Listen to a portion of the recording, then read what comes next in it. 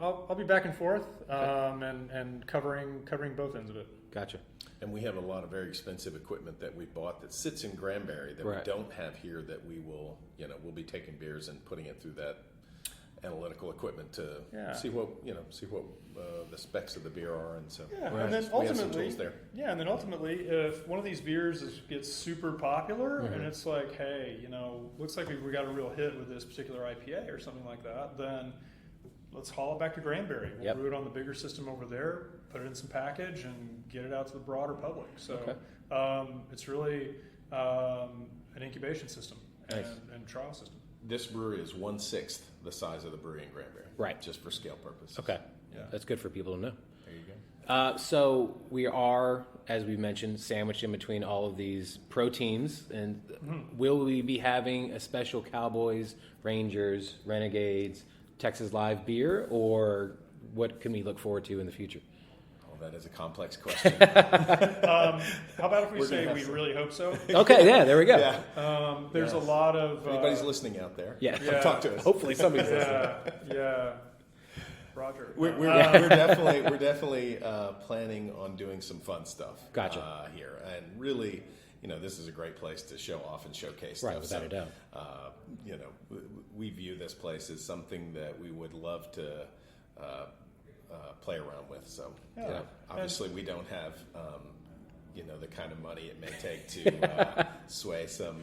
Okay, of the Jerry larger folks. Jones, if you're listening. Yes. If Jones is listening, please let us know. The door is open to the brewery at any time. Yes. You want to come over and make some beer with us, and we'll put your name on it. You're big, beautiful bot face is great.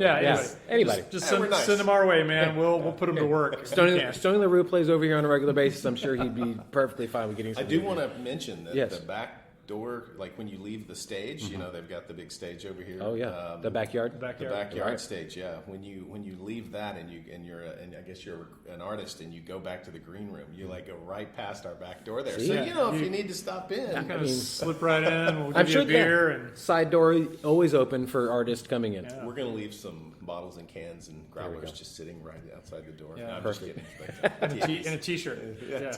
And a hat. You never know. You never know. You never know. You go out on stage. Yeah. Not Now, so the craft brew industry in general has been obviously growing for well over a decade now. We're obviously we're kind of swaying some people over in the seltzer range. And then you guys have gone over to the big cans as well for the Blood and Honey, as well as a lot of other breweries. Do we see any seltzers in the future, and do we see any more big cans in the future? Yeah. Never say never. Okay. In my previous life, before I worked for Revolver, I made a variety of different products, including things that are flavored alcoholic beverages. Right.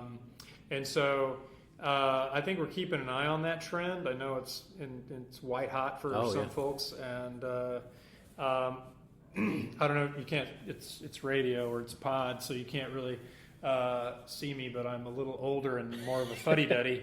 Your experience. I'm experienced. Thank you. That's great. Yeah. And so I, on the other hand, am young. Yes, very young, ready to roll, and vital. No, I guess I'm giving a long answer that's convoluted. Never say never. Yeah. And if I had a good recipe and if I had a good way to make it, I'd make something. Okay. I actually made a little trial brew in Granbury of a beer it was a beer though, that we called Jenny Squeeze, which was this low malt content, still had some, a lot of sugar, which is the kind of base for seltzers, and but it had a little bit of hop in it and a lot of gin botanicals, actually, with a little bit of lime and juniper and some of those gin botanicals. And it's funny, it was sort of it was about 10 ABV, so a little bit bigger than a regular seltzer. Right, they're around 5-ish. Yeah, so kind of double strength. Yeah. Well, I mean, Four Loko has 12, so I think. Yeah, don't say those words in front of me. That's a whole other nightmare. But it was actually greeted very interestingly. Some people loved it, and we've actually gotten some feedback on social media saying, "Bring back Jenny." There's one person in particular. Every post we have says, "Bring back Jenny." Bring back Jenny. So, well, there we go. If nothing else, And it's persistent. not just for that one person. I love it. Then it's not me. and there were some like they could take it or leave it, Right. and it was sort of one of those. It was one of those just for fun recipes. You know what can we make, and it's kind of interesting and totally different set of flavors, and it worked. But that may be a challenging sort of flavors for people as opposed to just sort of a lemon seltzer type of thing. So, lemon or lime. And don't let his comments fool you. He's very innovative. He's like, I've said this before, but he's like a, chef in a brewer's body, and so he's always trying different things. So, you never know what's going to come out. Something might show up. His magic cauldron. So, as you should always challenge yourself. Exactly. Yeah. Exactly. So, Blood and Honey somehow became your flagship. I don't know if that's the way you intended it to happen or just happened by happenstance. Oh, we wrote that up years before. Make this one beer and then it'll work out really well. Grant, you tell us. Yeah. It is what sold. Well, your flagship. What beers do you think people are sleeping on that they don't quite is as popular as Blood and Honey? But I mean, you can tell the Blood and Honey story, obviously. Yeah. To lead into it. Yeah. So it's interesting when we were just put the building up and started making beer. Right. I'd made 6 or 7 different recipes, and we had taken them to a couple of festivals, the North Texas Beer Festival and then Taste of Dallas in summer of 12, and it became readily apparent from those two events that Blood and Honey that's probably going to be the beer. Mm-hmm. And so when we were going forward to start brewing beer commercially and on the big system and getting out there to sell it, we had to be focused. And it's not like we were a brew pub and you just kind of make a bunch of different beers. It's like, well, we got to focus on these. Right. Make sure we have something. It was kind of something pale, right. Something darker, and then something kind of specialty. And so we had our high brass, we had our Bock, and we had our Blood and Honey. And so Rhett and I we'd load up the truck and we'd drive out into the world and go taste people, take growlers of the beer and taste them in that order, brass, Bock, and Blood and Honey. And people liked the beers, but typically when they got to Blood and Honey, it was, wow, I've never tasted anything like that before. Bring me a keg of that.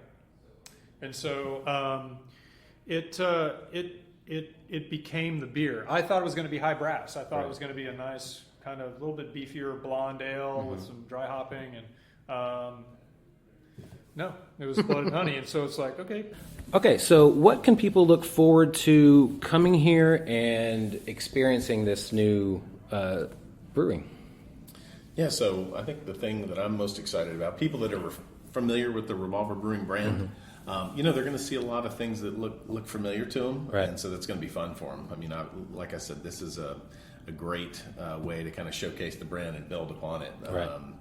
As far as people that have not been out here, I mean, think of all the people that will be coming through here that have never, that aren't familiar with Revolver Brewing and what they're going to see, and really just it's going to give us a great showcase to kind of introduce the brand to them. So it's true. Or if people only know Blood and Honey, then they could try out the other beers as well. Yeah, I mean, we have that happen all the time on the Saturday tours. People come out and they go, "Oh, we just thought you brewed Blood and Honey. We didn't know you brewed other things." And we say, "No, actually." And yeah.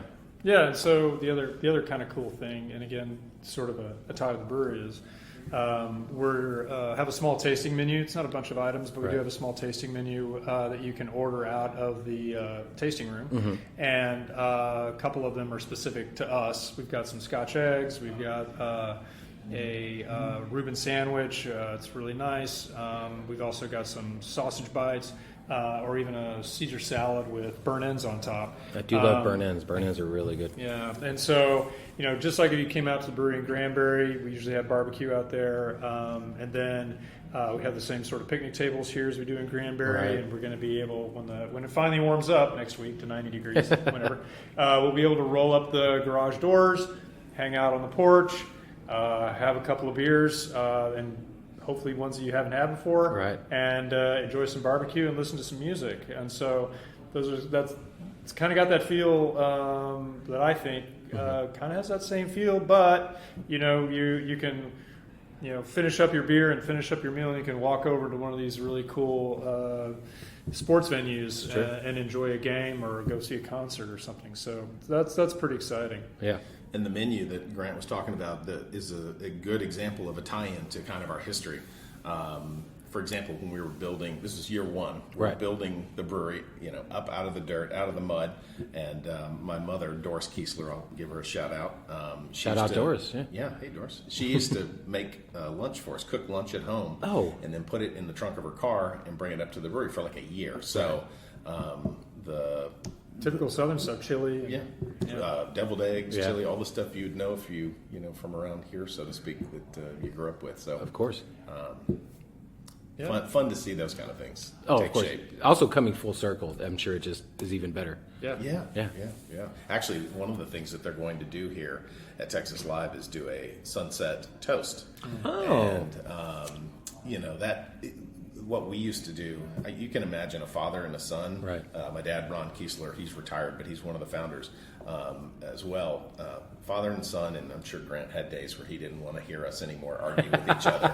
So, and to his intellect, he used to just let us go, and then he'd come back and say, "Okay, what's the answer? What'd you guys figure out?" That's smart. But at the end of the day, we always made it a point to shake hands, and that was a symbol to each other and a little bit of reassurance that we may have had a great day, we may have had a not so great day, but we're all still in it together, and kind of here's hope for tomorrow. And so they're going to do this sunset toast, which is very symbolic of our handshake. Obviously, it's not probably easy to have the whole bar do handshakes, so they're going to do a sunset toast. And so, just things that we used to do and how they take shape today is real fun to see. That's amazing stories that I'm sure people probably wouldn't know coming in and be like, why are we all doing toast Why around are this? we doing a sunset toast? So we have a segment on this show called Tournament of Toppings. We try to find the best pizza in Arlington. What is y'all's, now that you're in Arlington, obviously you visited here selling Revolver, what is your favorite pizza in Arlington? Oh, man. There's a pizza place right here. There is, yeah, I mean, Pledge's Pizza is great. Yeah, yes. I think that was the last pizza that I've had in Arlington. So I can give a shout out to that. We live in Granbury, and so frankly don't get up here all that often. But I can. What was the name of that place? It's kind of in the center of Arlington. Not the Magic Mushroom. It's Mellow Mushroom. Mellow Mushroom. Yes. And we would Grant and I delivered beer there. And When they're good. Yeah, very I good. can definitely confirm that they're good. I've had some good pizza there, so Very good pizza. I'll give them a shout out. Yeah, we'll give you a list after we're done here. That we way you would can appreciate no it. problem at all. Yeah. Sounds like you're ahead of us on the research. Well, we're trying. We do enjoy pizza. Pudge might be. He might like your pizza suggestion, but he's got his own beers, so I don't know if there are going to be any collaborations or anything going in the future. I hope we do some fun stuff around. I think so too. I mean, I was going to ask. There's New Maine, there's Division, and there's Legal Draft here. Yep. Can we see any future crossovers, collaborations? It's not out of the question. I mean, they're neighbors, and we actually kind of went around, me and my other two guys, Matt and Bryce, we went to visit everybody and said, hey, we're coming, but, we have spent grain to get rid of, actually. How do you guys get rid of your spent grain here in Arlington? Right. And so got some good contacts, and we'll have a farmer who'll come and pick up our spent grain when we're done brewing. Great. Not out of the question. Okay. But would love to kind of do some stuff with the neighbors and just talk craft brewing in general. Yeah, be fun. I would think so as well. Yeah. So if people want to follow you guys on your adventures in the future, how can they find you on social media? And what are you looking forward to being here? Yeah, so we'll have, we're on the usuals. We're on Facebook. You can find us on Facebook.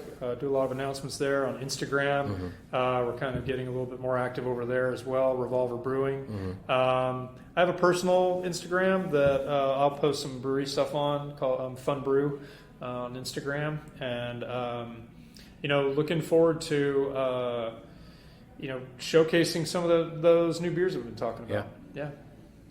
Yep, website, Facebook, Twitter, Instagram. Yep. There we go. And I do not have a personal. I have my own personal assistants. My 11-year-old daughter, Eva, and my 14-year-old daughter, Lily, do all of my social media for me, and probably enough for all of us here. Well, there you go. That's all you need. That's all you need. Yeah. So, 2 middle schoolers. Yes.